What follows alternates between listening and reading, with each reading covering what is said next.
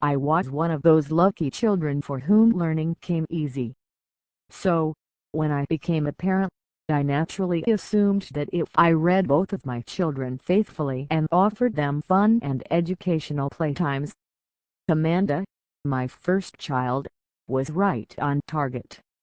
She learned quickly and earned good grades. However, my second child, Eric, didn't follow my footsteps.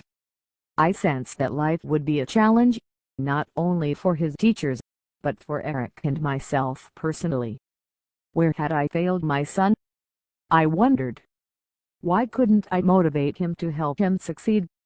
I felt if he didn't excel in school, he would be unable to create a life of his own or his support himself. Eric's grandfather had been such a big part of his life during his first 5 years. Since my husband worked nights and slept days, it was Papa who took him for haircuts, ice cream and played baseball with him during those earlier times. When his grandfather died at 79, he lost everything. We entered the funeral parlor and I stood in the doorway and looked at my father. Then, I felt Eric takes my hand as we walked up to his grandfather.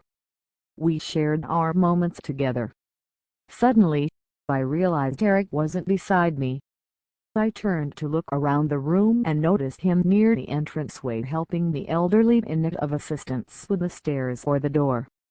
Strangers all, some with walkers, others with canes, many simply leaning on his arm as he led them to his grandfather to pay their last respects.